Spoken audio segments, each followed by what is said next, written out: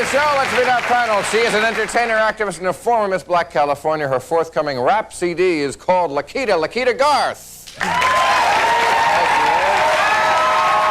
beautiful. Nice to see you again. Thank you so much. Nice to see you. Star of stage, screen, and television, she's known worldwide as Mrs. Carol Brady, the very Brady Florence Henderson. Hello, Mrs. Brady. Good to see you. Thank you very much. Author, actor, plumber, and talk radio host. No one else is quite G. Gordon Liddy. Gordon, good to see you. Thank you. And he is the rock music phenomenon who the governor of Oklahoma calls proof that society's moral values continue to crumble. It's a huge CD hit. By the way, this is a great album. Antichrist Superstar, Marilyn Manson. Hey, man. Thank you. Okay. Well, all right. I'm glad you're all here. We have, of course, a very controversial figure here, Mrs. Brady. Look out. I want to protest something. You want to protest already? I haven't even asked the question. I know, but I want to protest something. I've seen the promotional material for this show. Here you've got a guy who, as far as I know, has never even been busted for being, impersonating a human being or anything. And I've got 9 felonies for which I am totally unrepellent, and he is supposed to be the bad guy. Now, what's going on? Where are standards in this country? That's a good point. You have been to prison. They have tried to arrest you, but they haven't succeeded. Right. Right. It's the lipstick. If we put some lipstick on him, I think everything will change. I'd like to see you try. Don't Christian groups need somebody to protest against? Isn't there a symbiotic relationship between whoever they're against, be it you or the gays or whatever, abortion clinics? Don't they need each other? Or Kathy Lee Gifford, you know. There's an old saying that the devil has always been the church's best friend because he's kept him in business. And I think, like you're saying, they've picked me to be that. But I don't mind the protesting. I just wish that they would get the facts straight because they think that I do a lot of things. But I'm really about individuality, and that's really the bottom line. I think you guys have it totally backward. You guys have it totally backward. You're saying that the church needs people like Marilyn and other people to stay in business when actually Marilyn wouldn't even exist. Manson. Well, Brian, if we really want to get real here, because that's his real name, that's what his mama named him. But the point is that his album is called Clay, too? Antichrist. But he would respond. But you know what? Even the name of his album, Antichrist Superstar. If there was no Christ, there would, Christ he needs Christ to stay in business. Because he's trying to push the envelope against home. And that's the whole point. I think that when people are talking about Christ they show up, really a they show up, there. yeah, Exactly. but they show up at these concerts and they protest. I think it's a sad commentary when we have put it on the slate that only the Christian right thinks that there's something wrong here. I don't know. Now, there are rumors about what you do, and then there's the reality of what you do. There are, for example, you do rip pages out of the Bible in your concert. You do wipe your ass with the American flag. Some of these things, you have to admit, are controversial. Absolutely. I mean, they're designed to make people think, but the point with a Bible or a flag is to say it's only as valid as you make it in your heart. A piece of paper. It's all about perception, isn't it, Marilyn? A piece of paper or a piece of cloth doesn't mean anything. It's what you believe. And I want people to think about what they believe. I want them to consider if everything they've been taught, if that's what they want to believe or that's what they've been told that they have to believe. But I agree with that. In the sense, I do agree with that point, in the sense that I have more respect, and some people, you hear me out when you hear this, so I have more respect for this young man than I have for the majority of people in this country. Because 86% of Americans claim to be Christian, Judeo-Christian, whatever else, and they're not. They're hypocrites. But the point is that when I see this young man, it does draw a line in the standard. We need to realize we are in a cultural war, and everyone wants to straddle the fence. Either you are Antichrist or you are Christ. It's as simple as that. Either there are standards or they're not. In us? I don't. No, I don't. I don't wipe my rear end with the American flag. And you know, I don't see you that don't have giving evil someone oral sex, giving somebody oral sex on stage. You know, he wants to. This show, I haven't seen that. I got to take a break. We'll come back to this.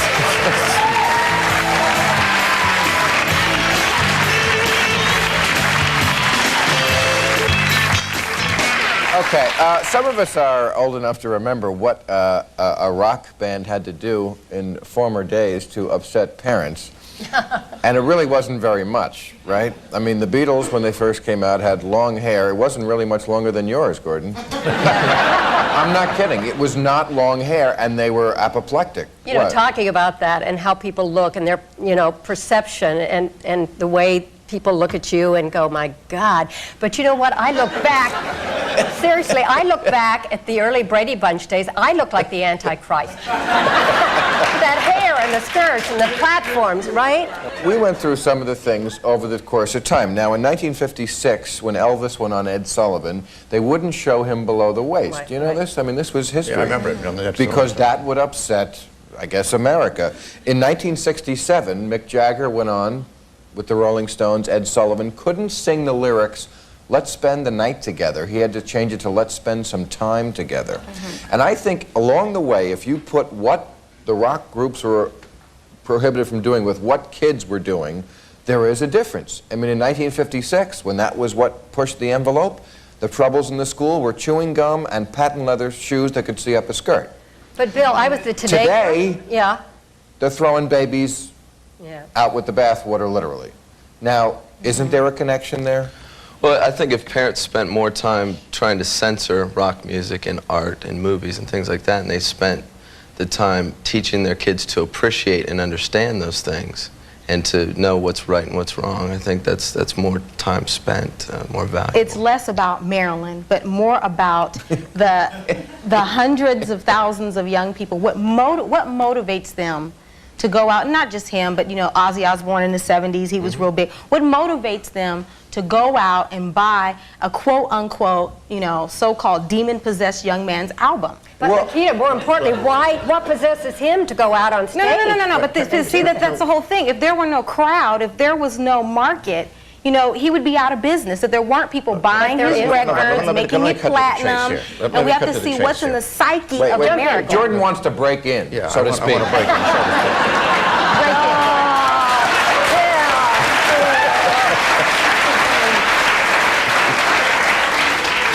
The drift of this conversation seems to be, at least what I seem to get from you, is a question is Manson and others, are they responsible for the kind of society we have today? And I think that is absolutely backwards.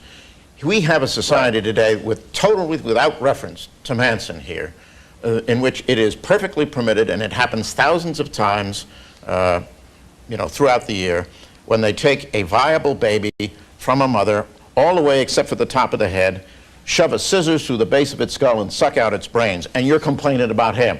I'm not complaining about Well, him. I also, like him. think about this. What if you want to blame rock music for things? Think about what the Bible's done. What about Heaven's Gate or Jim Jones or the Ku Klux Klan? What they do in the name of Christ? They totally defy the Bible. Yeah, but the Bible says if you love God and hate your brother, you're a liar and God is not in you. Obviously, you have not read that. No, I've read the Bible. I'm just saying what people do in the name of the Bible is a liar and God isn't in him.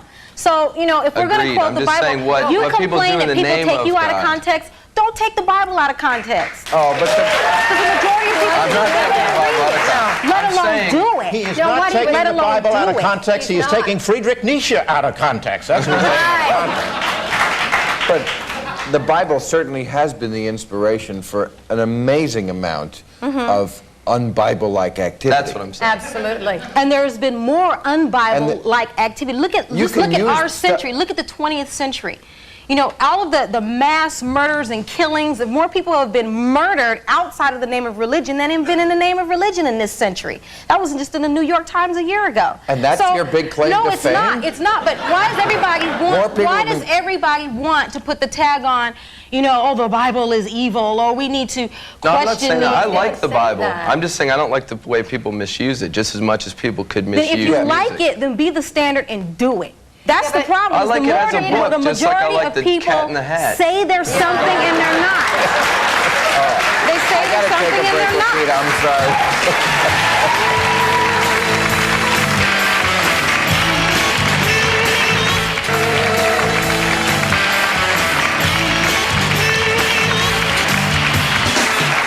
Okay, now turnabout is fair play. We've been talking about Marilyn Manson and his responsibility to society and so forth. Now, you also have a record out.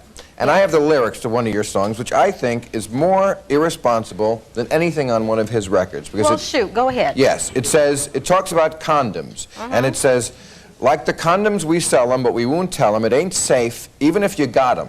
So you're telling kids it ain't... That's not what it says. That's what the lyrics is. See, don't you know they got holes? Listen. It says, don't you know they got holes you can't see? They might stop a baby, but it hardly stops VD. That's right. That is correct. That's Condoms were never not correct. prevent. That is correct. You need to do your homework. You check the Centers for Disease Control.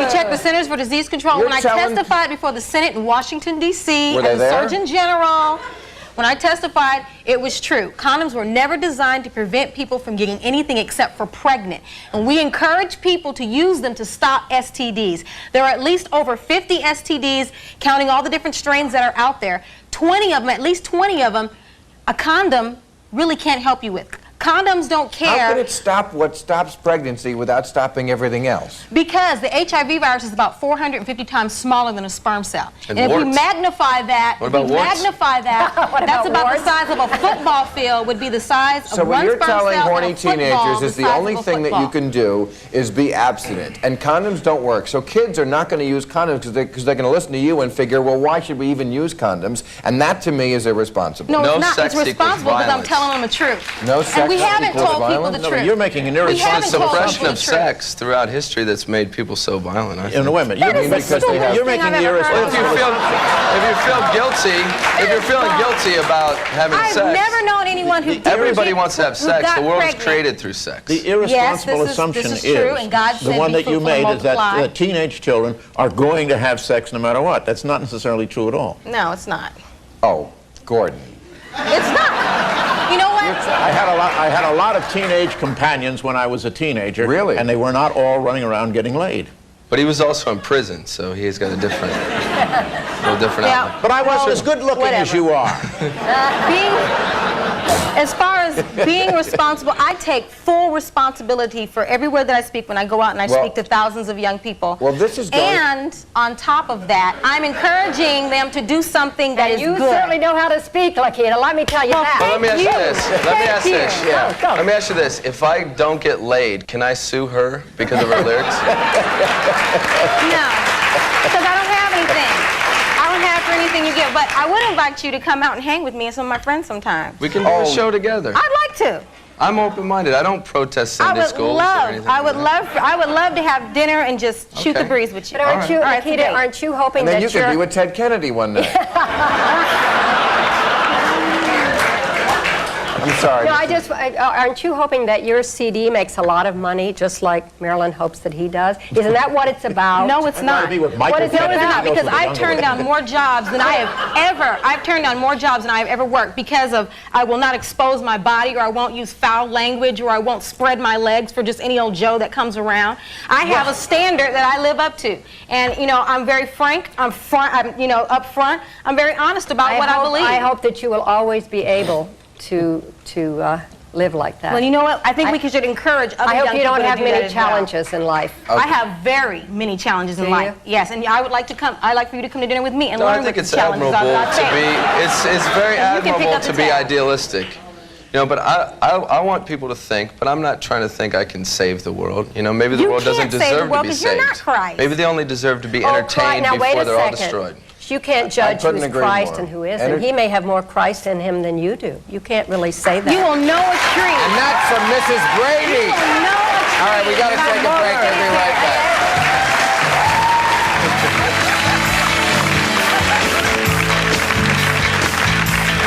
Join us tomorrow when our guests will be Bruce Boxleitner, Bill Engvall, and Norman Ornstein.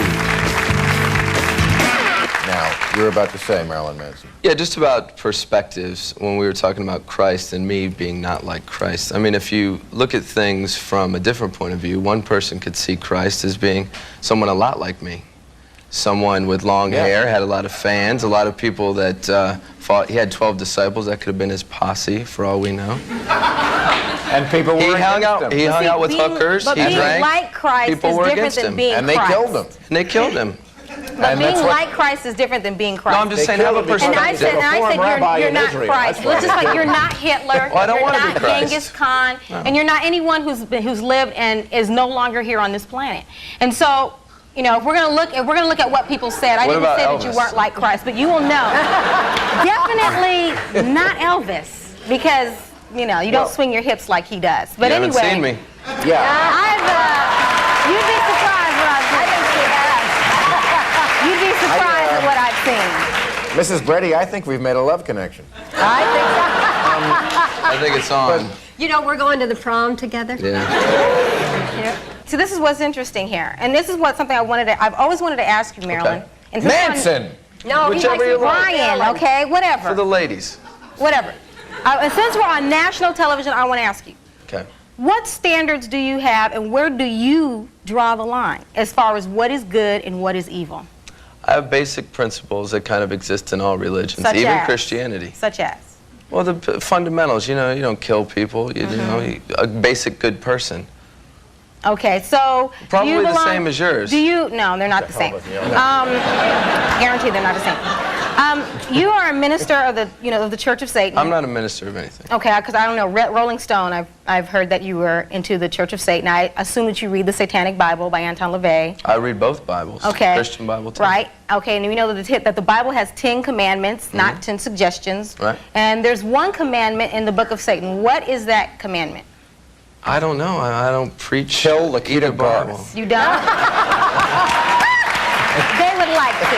I mean, I follow would like basic to. principles people like forget, anybody else what would. people No, don't but- see is but that what when it you're a is- 14-year-old or a 16-year-old and you go to his concert, it enunciates what you're feeling. Do you remember what you felt like at that age? I do. Yeah, I want to bug my parents. I No, didn't. that's part Isolation. of it. Isolation.